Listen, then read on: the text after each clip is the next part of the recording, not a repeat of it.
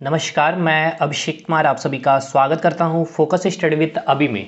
तो कल हम लोगों ने 10 क्वेश्चन बना लिए थे और अभी हम लोग फिर से 10 क्वेश्चन अटेम्प्ट करने वाले हैं। हम लोग क्या कर रहे हैं, सबसे पहले हम लोगों ने वेब टॉपिक स्टार्ट किया है, उसके जितने भी थ्योरी और उससे रिलेटेड जितने भी न्यूमेरिकल बन सकते हैं तो उसके लिए हमने सारा फॉर्मूला आपको एक जगह कलेक्ट कर दिया था। ठीक है, टोटल 2 लेक्चर हमने लिया है। तीसरे लेक्चर में हमने क्वेश्चन को प्रैक्टिस करवाया है, चाहे आपके रेलवे में हो, चाहे आपके एसएससी में हो, चाहे आप किसी भी स्टेट की एसएससी या स्टेट पीसीएस की तैयारी कर रहे हैं, उनके सारे क्वेश्चन और साथ के साथ मैंने कई ऐसे क्वेश्चन भी करवाए आपके जो एक्सपेक्टेड बन सकते हैं। आज भी हम लोग टोटल 10 क्वेश्चन करेंगे।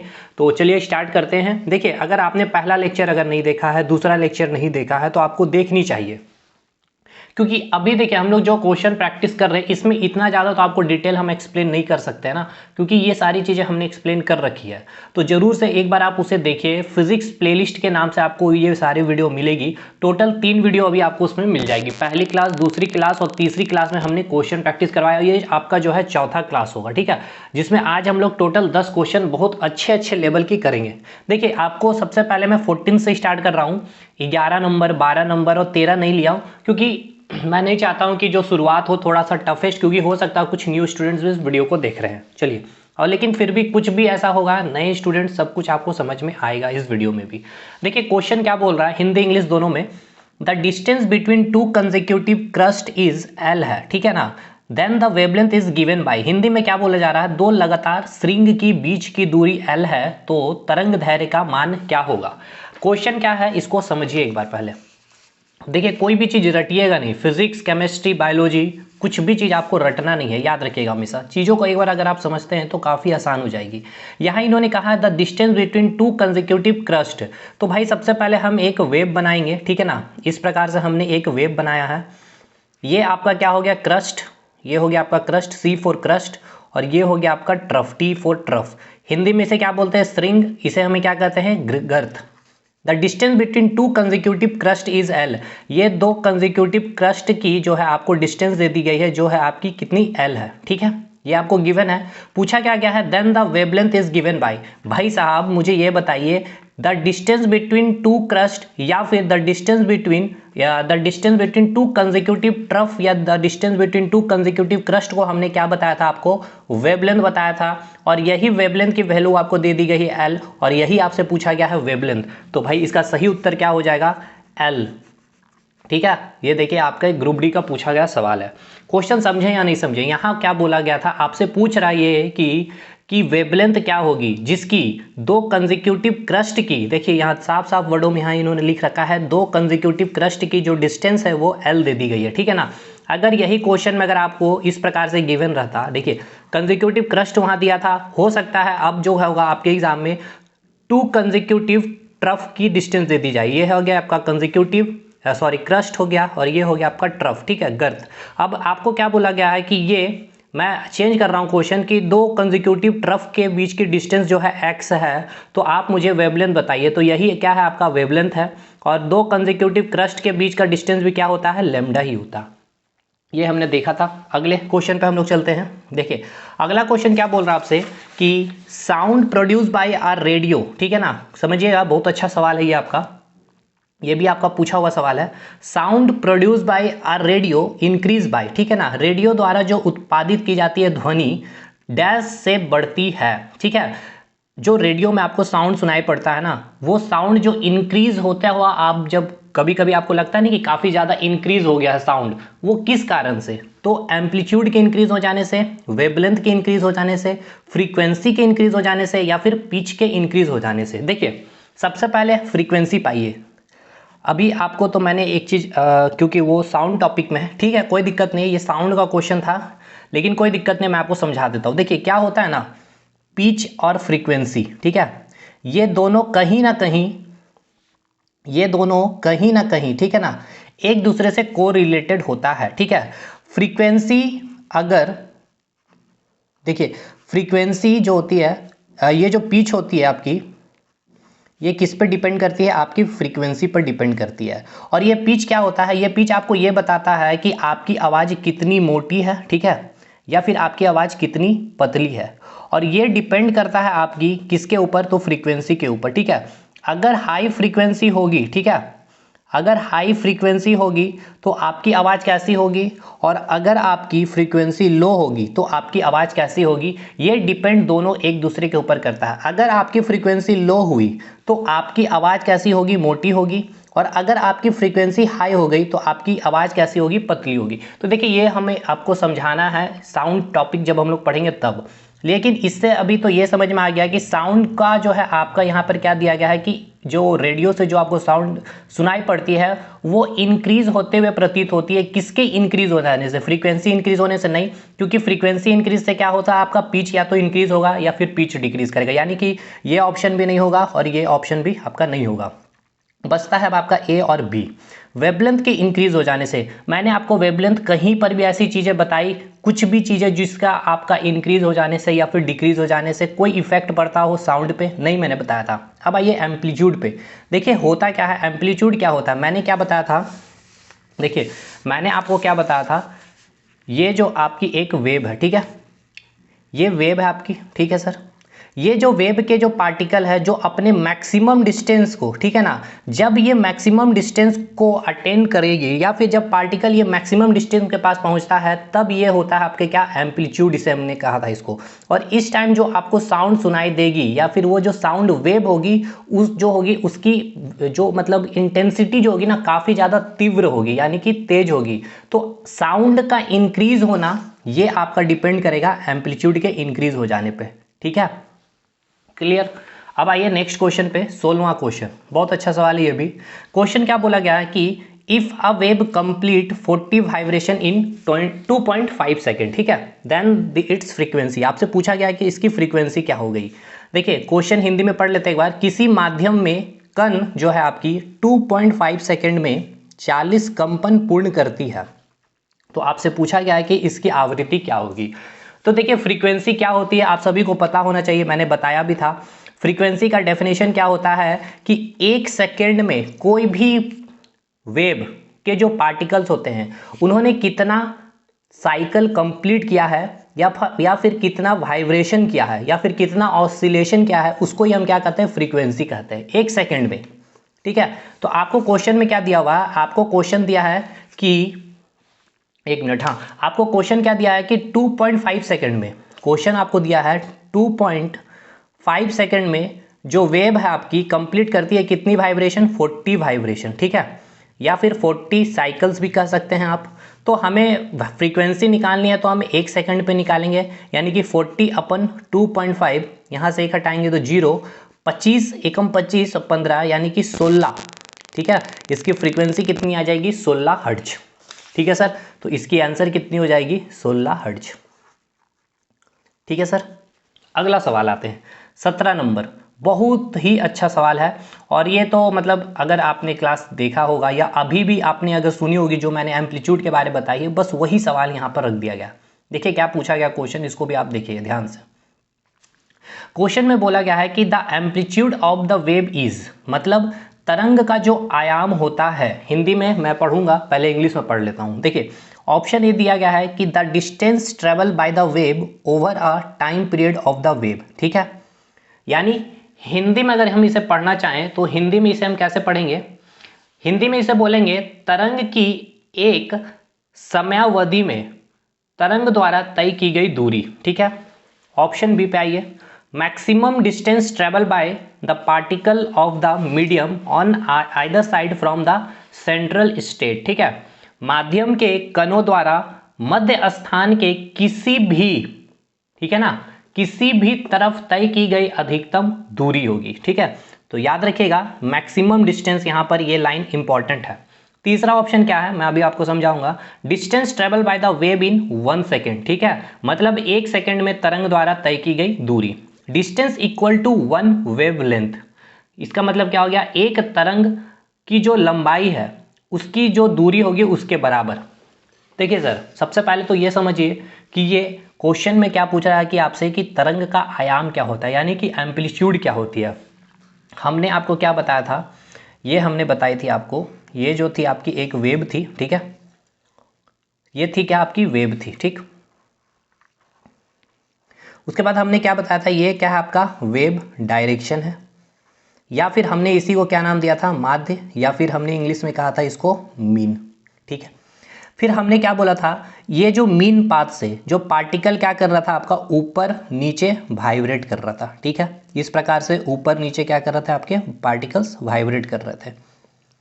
तो आपको मैंने बताया था कि वह मैक्सिमम डिस्टेंस, ठीक है ना, पार्टिकल्स के द्वारा, ये देखिए ये जो है आपका ये मैक्सिमम डिस्टेंस है जो पार्टिकल ने वाइब्रेट किया है।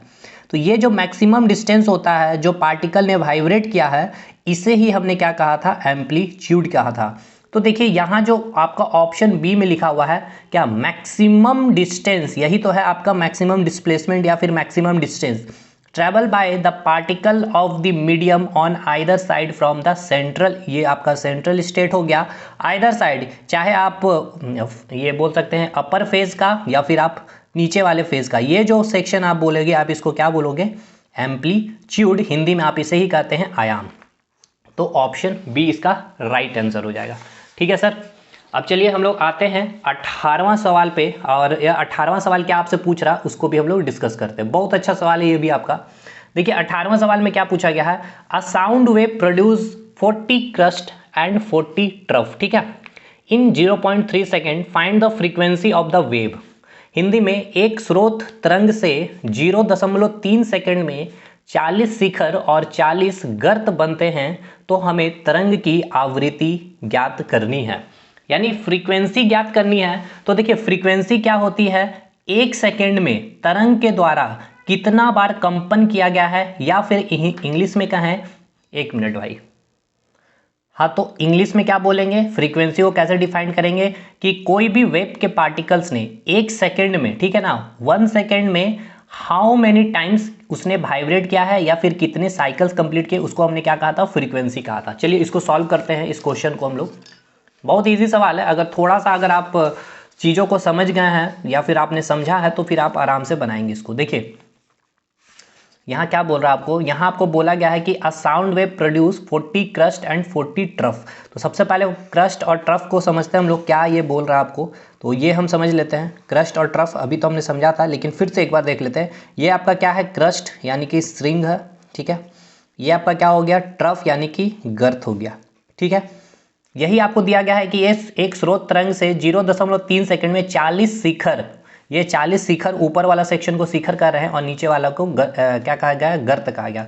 श्रृंग या फिर शिखर को श्रृंग भी कह सकते हैं, इंग्लिश में क्रस्ट कहेंगे, गर्त को ट्रफ कहेंगे, ठीक। तो यहाँ क्वेश्चन में आपको दिया है कि ये जो वेव जनरेट हुआ है, यहाँ पर वेव में आपके 40 क्रस्ट, ठीक है ना, इस प्रकार से मैं डॉट डॉट बना दे रहा हूँ इस प्रकार से, ठीक है। टोटल कितने हैं, 40 आपके क्रस्ट हैं और 40 आपके क्या है, ट्रफ है। ये 40 जो क्रस्ट बने हैं या 40 जो आपके ट्रफ बने हैं, ये कितने टाइम में बने हैं, तो ये आपको दिया हुआ है 0.3 सेकेंड में, ठीक है। अब मुझे एक चीज़ ये बताइए, फ्रीक्वेंसी क्या होता है, हमें निकालना क्या है फ्रीक्वेंसी। फ्रीक्वेंसी वो होती है कि एक सेकेंड में, ठीक है ना, कोई भी वेव पार्टिकल्स, जो मीडियम के पार्टिकल्स है, उसने कितने साइकिल कंप्लीट किए हैं या फिर कितने बार उसने वाइब्रेट किए हैं एक सेकेंड में। तो यहाँ आपको दिया क्या गया है कि 0.3 सेकेंड में 40 टाइम्स वाइब्रेशन हुआ है। अब आप बोलेंगे कि सर 40 टाइम्स कैसे वाइब्रेशन हुआ। अब देखिए ये जो आपका ये जो डिस्टेंस दिख रहा है, ये क्या हो गया आपका, एक साइकिल कंप्लीट हुआ, मुझे ये बताइए। उसी प्रकार जब यहाँ आएंगे तो आपका कितना साइकिल कंप्लीट होगा, 2 साइकिल कंप्लीट होगा।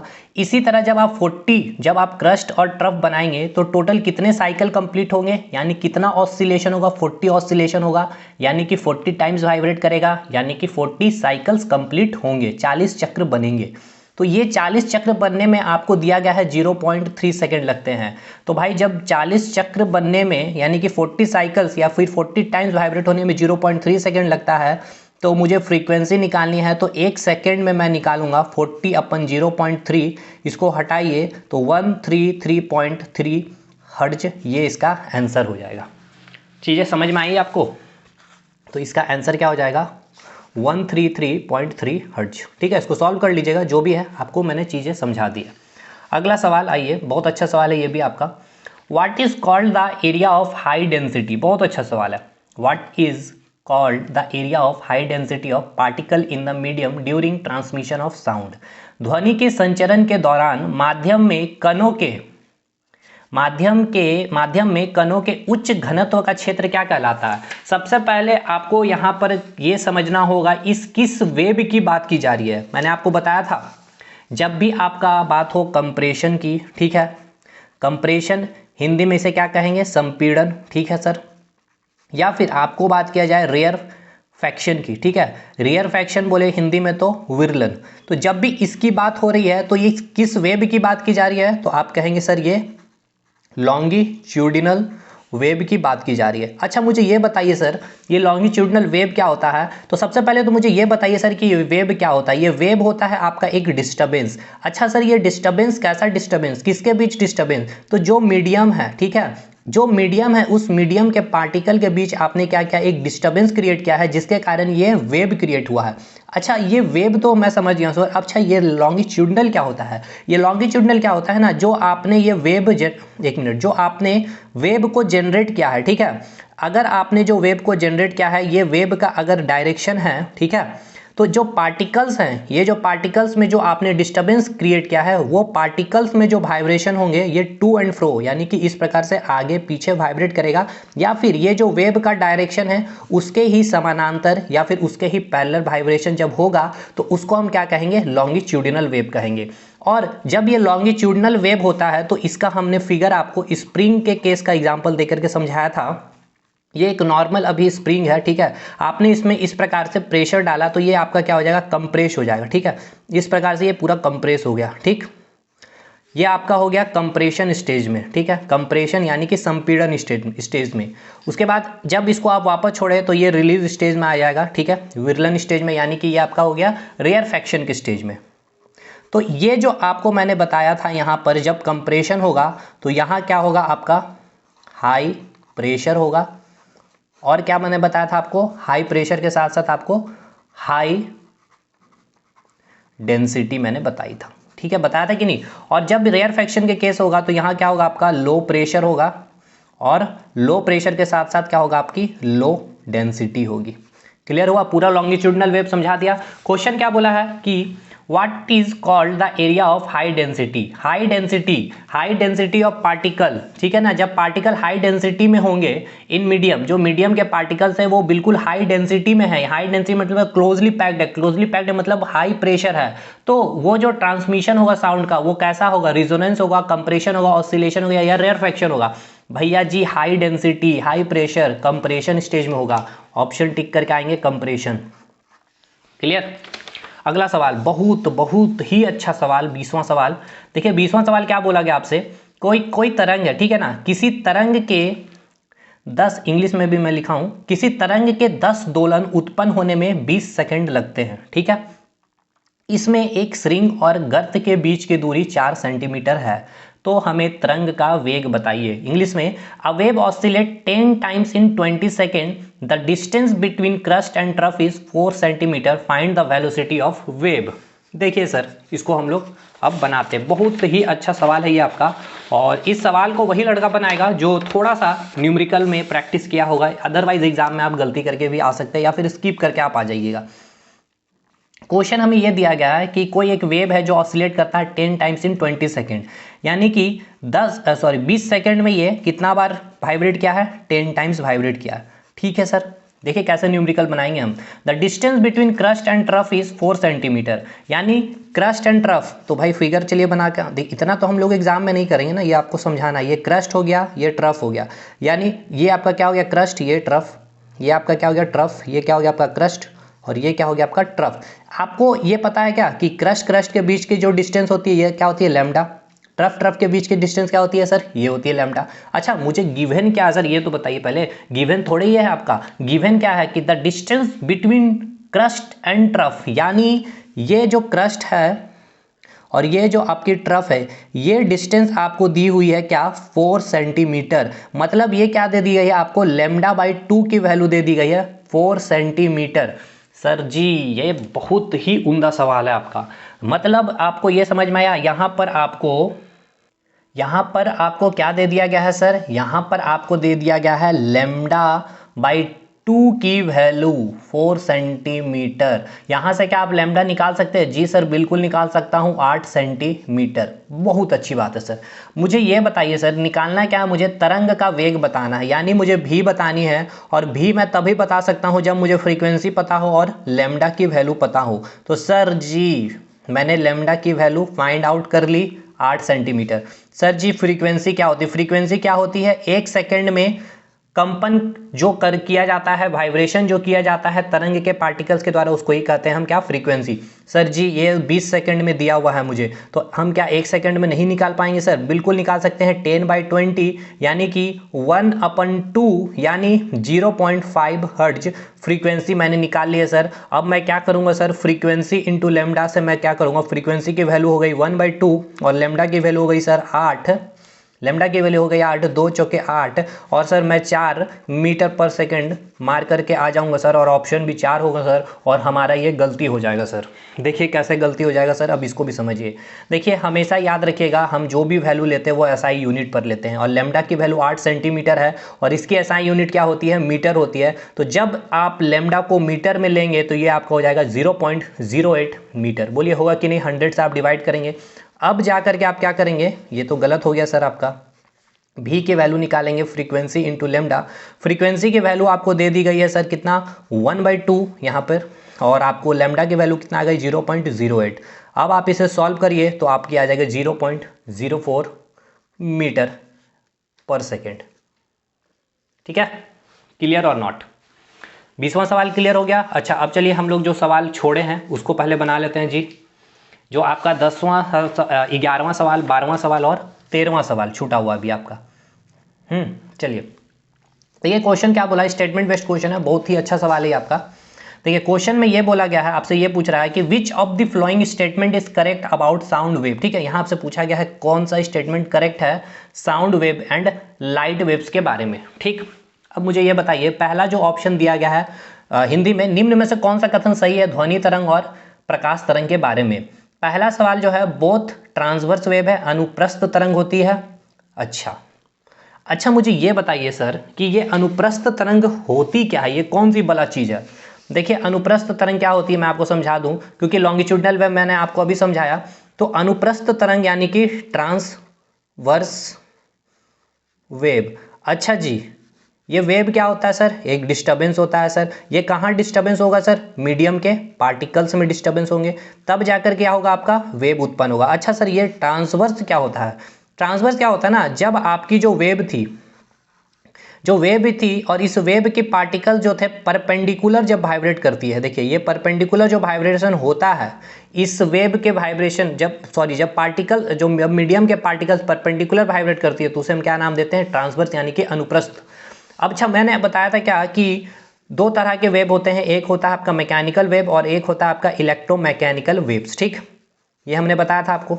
फिर हमने वाइब्रेशन के आधार पर हमने दो वेव पढ़े थे, एक लॉन्गिट्यूडनल वेव और एक आपका क्या था? ट्रांसवर्स वेव पढ़ा था हमने क्या कहा था कि जो साउंड है आपका, साउंड जो है ये कैसा वेव है? तो आपका मैकेनिकल लॉन्गिट्यूडनल वेव है।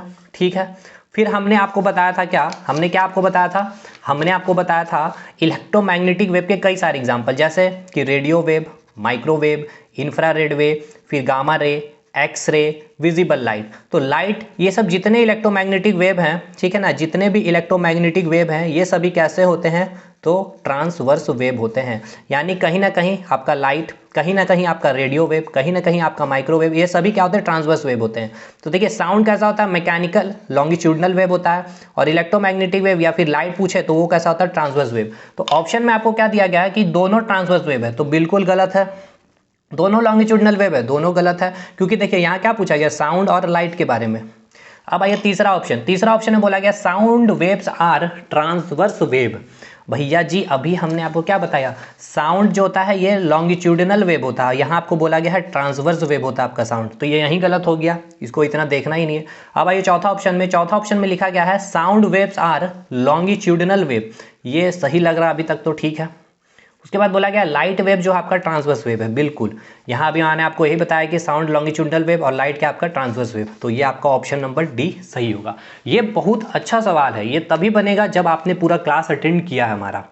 अगला सवाल 10वां सवाल पे आते हैं। सॉरी 10वां हमने कल कर लिया था। 11वां सवाल, 11वां नंबर देखिए, सॉरी 11वां तो अभी हमने किया, 12वां नंबर का क्वेश्चन होगा, ठीक है।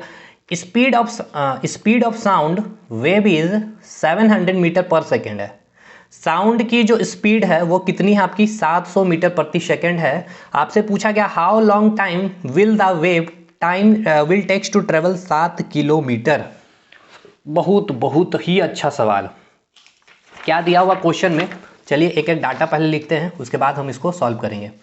आपको क्या दे दिया गया इसको समझिए। पहले आपको दिया गया है कि जो साउंड वेव की जो स्पीड है वो आपको दी हुई है कितना, 700 मीटर प्रति सेकेंड। How long time will the wave, आपको टी की वैल्यू निकालनी है। और द बोला गया क्या कि the wave takes to travel, कितना टाइम लगेगा आपको ट्रेवल करने में, 7 किलोमीटर।